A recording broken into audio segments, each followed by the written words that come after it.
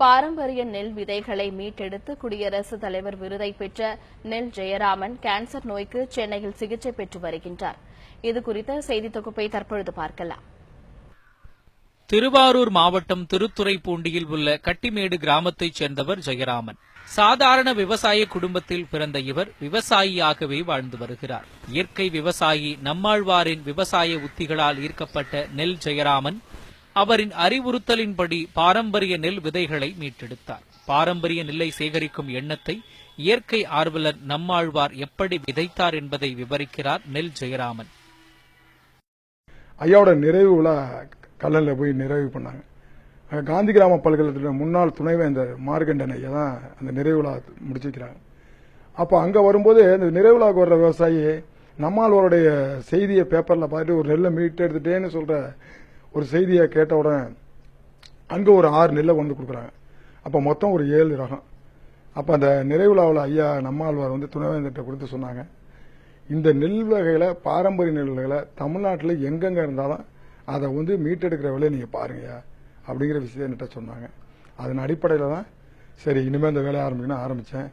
அந்த 7 நெல்லை 2004 எடுத்துக்கிட்டு கொண்டு போய் நம்ம வயலில் விதைச்சோம். அது நல்லா வந்துச்சு. நெல்லை வெறும் உணவாக மட்டும் பார்க்க முடியாது, அவை நம் பண்பாடு பாரம்பரியத்துடன் ஒன்றிணைந்தவை என்கிறார் நெல் ஜெயராமன். மனிதன் பிறந்தது முதல் நம்முடைய கடைசி பயணம் வரை வரக்கூடியது மட்டுமல்லாமல் திருமணம் செய்யவிருக்கும் மணமகனுக்கு மாப்பிள்ளை சம்பா அரிசி, திருமணமான பின் உடல் ஆரோக்கியத்திற்கு கவுனி அரிசி, மகப்பேறு காலத்தில் பூங்காறு அரிசி, பாலூட்டும் தாய்மார்களுக்கு பால் குடவால அரிசி, குழந்தை பிறந்த பின் உணவு ஊட்ட வாடன் சம்பா என வகை வகையாக அரிசி வகைகளை அடுக்குகிறார். கூடுதல் சிறப்பாக இத்தகைய பாரம்பரிய நெல் ரகங்களில் இருந்து வரும் அரிசியால் சர்க்கரை வியாதிகள் வருவதில்லை என்றார் நெல் ஜெயராமன். இயற்கை வேளாண் விஞ்ஞானி நம்மாழ்வார் அவர்கள் 2005 எடுத்த பிரச்சார பயணத்தின் மூலமாக தமிழகம் முழுவதும் இன்றைக்கு மிகப்பெரிய ஒரு மாற்றத்தை தாக்கத்தை இயற்கை வேளாண்மை பாரம்பரிய நிலத்தில் ஏற்படுத்துகின்றது. பாரம்பரிய நெல்னு சொன்னோம்னா இது வந்து மாப்பிள்ளை சம்பா என்று சொல்லக்கூடிய ஒரு நெல் மிக அற்புதமான ஒரு மருத்துவ குணம் கொண்ட நெல் ரகமாக இருக்குது. இன்னைக்கு மிகப்பெரிய பாதிக்கப்பட்ட நீரிழிவு நோய்க்கு பெரிய மாமருந்தாக இருக்கக்கூடிய நெல் ரகம் மாப்பிள்ளை சம்பா. புதிய நெல் ரகங்களின் வரவால் எதிர்ப்பாற்றல் மிக்க பாரம்பரிய நெல் வகைகள் அருகிவிட்டதாகவும் அத்தகைய பாரம்பரிய நெல் வகைகளை மீட்டெடுத்து அதை பயன்பாட்டிற்கு கொண்டுவர மிக முக்கிய பங்கு வகித்தவர் நெல் ஜெயராமன் என்கிறார் சித்த மருத்துவர் சிவராமன். தண்ணி இல்ல, விவசாயம் சுத்தமாவே நின்று போயிடுச்சு. ஆனா இந்த வறட்சியிலையும் விளையக்கூடிய பயிர்கள் பாரம்பரிய நெல் ரகங்கள் அப்படிங்கிற ஒரு செய்தியை உலகத்துக்கு கண்டுபிடித்து சொன்ன நெல் ஜெயராமன் அவர்களுக்கு அரசாங்கம் தன்னுடைய ஒரு மிகப்பெரிய கடமையை ஆற்ற வேண்டிய கடமை இருக்கிறது. ஏன்னா ஜெயராமன் இல்லைன்னா இன்னைக்கு இந்த இயற்கை விவசாயமே இருந்திருக்காது. அந்த அளவுக்கு ஒரு பெரிய தொண்டாற்றி இருக்காரு. இதுவரை 169 பாரம்பரிய நெல் வகைகளை பல இடங்களில் சுற்றித் திரிந்து கடந்த 20 வருடங்களாக மீட்டுள்ளார் நெல் ஜெயராமன். தொடர்ந்து இந்த பணியில் ஈடுபட்டிருந்த பொழுது மெலனோ என்ற அரிய வகை புற்றுநோய் நெல் ஜெயராமனை தாக்கியது தெரியவந்தது. கேன்சர் வியாதிக்கு மாதம் 2 முறை சிகிச்சை அளிக்க வேண்டும் என்றும், ஒரு முறை சிகிச்சை பெற 3,66,000 வரை மருத்துவ செலவு ஏற்படுவதாகவும், இதுபோல் இன்னும் 8 மாதங்களாக சிகிச்சை பெற வேண்டும் என மருத்துவர்கள் தெரிவிப்பதால் நெல் ஜெயராமனுக்கு சிகிச்சை அளிக்க தமிழக அரசு உதவ வேண்டும் என கோரிக்கை வைக்கின்றனர் அவருடைய மனைவியும் சகோதரரும். அவங்களுக்கு வைத்தியம் பண்ற அளவுக்கு எங்களுக்கு ஒரு வசதியும் கிடையாது. இதை தமிழ்நாடு அரசு எடுத்துக்கணும்.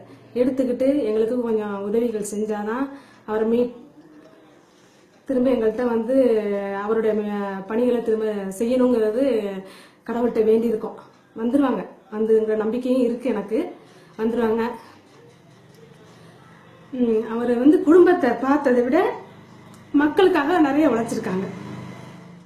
இன்னும் நிறைய விவசாயிகளை இந்த இயற்கை பாதைக்கு திரும்ப வைத்து ஆற்ற வேண்டிய கடமைகள் நிறைய பாக்கி இருக்கிறது.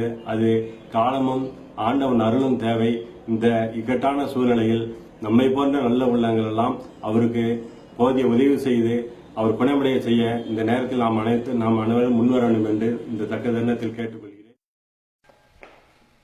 கேன்சர் நோயினால் பாதிக்கப்பட்ட இந்த சூழ்நிலையில் கூட நெல் ஜெயராமன் அவரை பார்க்க வரும் ஒவ்வொரு இளைஞர்களிடமும் இயற்கை ஆர்வலர்களிடமும் பாரம்பரிய விவசாயத்தை மீட்டெடுக்க வேண்டிய முக்கியத்துவத்தை வலியுறுத்தி வருவது அவருடைய நண்பர்களை மெய் சிலிர்க்க வைத்துள்ளது.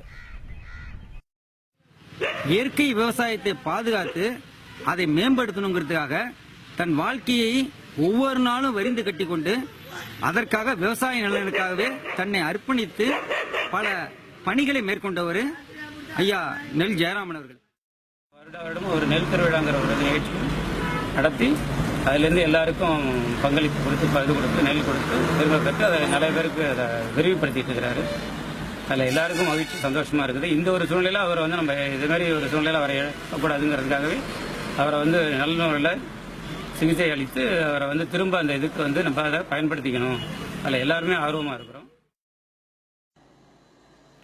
பாரம்பரியத்தை மீட்கவும் மாறுபட்ட தமிழகத்தை நோக்கிய பயணத்தை இளைஞர்கள் முன்னெடுக்கும் இந்த வேளையில் பாரம்பரிய நெல் வகைகளை மீட்கும் பணியில் இளைஞர்கள் அதிக அளவில் ஈடுபட வேண்டும் என்பது நெல் ஜெயராமனின் கோரிக்கையாக உள்ளது.